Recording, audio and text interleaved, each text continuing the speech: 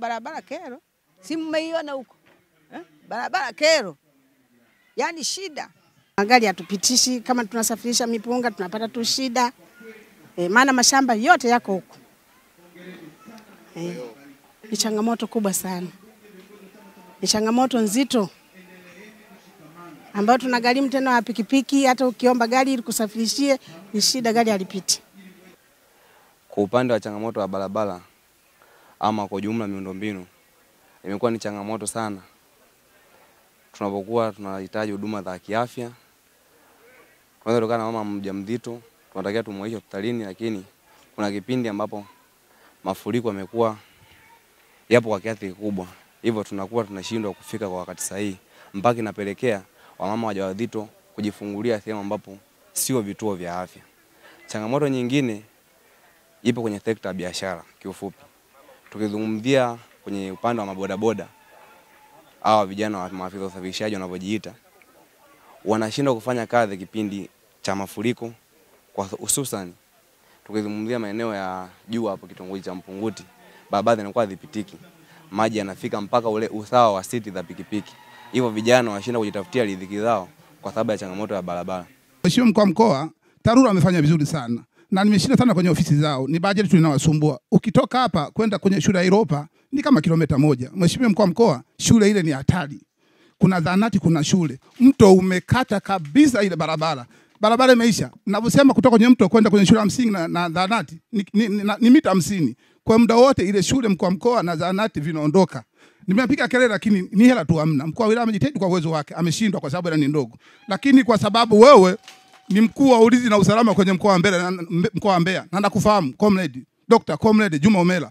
Nafikiri kusema neno ile pale tunaweza tukaokoa pale. Mheshimiwa mkuu wa mkoa, tunaomba msaada wako, shule inaenda kuzama na zahanati inaenda kuzama, itakuwa ni aibu ukidurusha kwenye vyombo vya habari. TARURA bwana, umesikia kero mheshimiwa diwani ameitoa. Asante sana mheshimiwa mkuu wa mkoa. Ni kweli kwenye bajeti ya mwaka wa fedha 23-24 tulianza kuona kwamba mto unakuja kwenye eneo hilo na unakata kona. Wewe niambie mna mpango wote wa kujenga hapa? Kwenye eneo hilo imekuwa changamoto kidogo kwa sababu eneo lililobaki ni finyu na eneo lililobaki ni wananchi.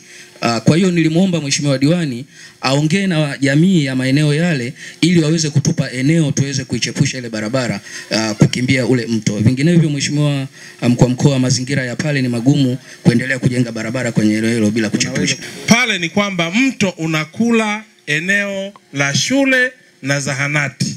Kwa mto badala ya kupita kwenye kozi yake, unatoka unakula eneo la kushoto ambako na barabara pia imepita. Kwa suluhisho la pale ni kuziba ilikuwa ni kujenga gabions. Kwa suluhisho la pale ni kujenga gabions ili mto huo usije tena kula barabara na kuingia kwa wananchi. Ndicho wanachosema diwani kwamba tatizo hapa ni gharama kubwa. Sasa tukipata neno lako mkuu, nafikiri litasaidia zaidi. Asante. Ishu gharama au usiangalie. Wewe andika mapendekezo yako. Ukishaandika hiyo barua, anambia maelekezo ya mkuu wa mkoa wa Mbeya kwamba alifika kwenye ziara na ametuelekeza kwamba tuandae uwezekano wa kudhibiti eneo ambalo linaenda kuharibu miundombinu ya shule pamoja na zahanati. Alafu baada ya hapo wao TARURA watakuja kuangalia, wataangalia mazingira jinsi yalivyo. Baada ya hapo tuweze kuendelea. Sawa. Kama kuweka gabion, maana ni kazi ambayo tunaweza tukaifanya. Kwa wewe liandikie hilo haraka sana kwa engineer Kindole. Sawa mkuu. Haya ndo maelekezo yangu. Yaani hakikisheni mnakamilisha. Tutakamilisha. Yaani hakikisheni mnakamilisha. Maana tunaweza tukatoka hapa mkaacha wananchi wanahangaika. Umeelewa mzee? Nimeelewa mkuu.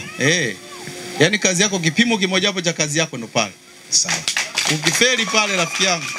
Yaani rafiki yangu nataka ukiwa mzuri vipi itabidi tu rafiki yangu safari na kuuza. Hatuwezi kufeli. Haya.